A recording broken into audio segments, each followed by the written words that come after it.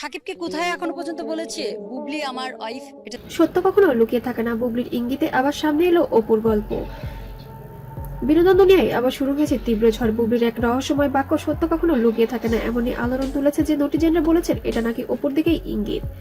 সাকিব তো উনি এখন আবার বলছে যে ওনাদের সাথে খুব সম্পর্ক আছে, অপবিশ্বাস দাবি করছে, মানে এই যে একটা কনফিউশন।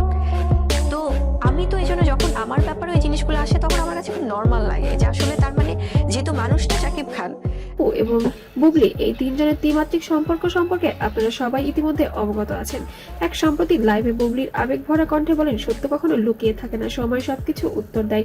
এই লাইন শোনার পরই ভক্তরা তোলপাড় শুরু করে দেয়। সেই সত্য কাকে উদ্দেশ্য করে বললেন? বুবলি কি কোনো পুরনো ঘটনার দিকে ইঙ্গিত করেছেন? অপুর কথা বলছে নাকি অন্য কিছু বোঝাচ্ছে? এইটি মুসলমানের সাথে বিয়ে হলো, মানে আচ্ছা অনেক কিছুই তো আসে, এটা প্রসেসিংটা কি ছিল এবং ওনার যে ডিভোর্স হয়ে গেছে কি। ভক্তরা এখন বুবলি সেই এক লাইনের বিভিন্ন ব্যাখ্যা দিচ্ছেন। কেউ বলেছেন এটা নাকি সম্পর্ক ভাঙার পুরনো কারণ, কেউ বলেছেন অপুর সঙ্গে আগে টান পড়নের ছাই, আবার কেউ বা মনে করছেন এটা শুধু বুবলির আত্মসম্মানের কথা।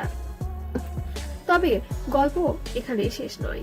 বুবলি যে আঘাত পেয়েছে তবুও চুপ আছে, তার কথার মধ্যে এগুলোই বারবার প্রকাশ পেয়েছে। এই লাইন যেন পুরো নাটকের নতুন মোড় দেয়। ভক্তরা বলেছেন এটা নাকি কোনো লুকানো ঘটনাকে ইঙ্গিত করেছেন। সব মিলিয়ে বুবলির এক বাক্যে আবারও সামনের চেয়ে অপুর নাম তৈরি হয়েছে নতুন বিতর্ক, নতুন গুঞ্জন। কিন্তু সত্যটা কি সেটা এখনো কেউ সরাসরি কিছু বলেননি।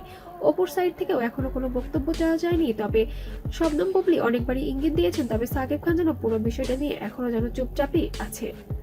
যে শাকিব খানের সাথে অপবিশ্বাসের কখনো বিয়ে হয়নি, হিন্দু মুসলিম কিভাবে বিয়ে হলো? আছে উনি যদি হিন্দুই থাকে তাহলে কিভাবে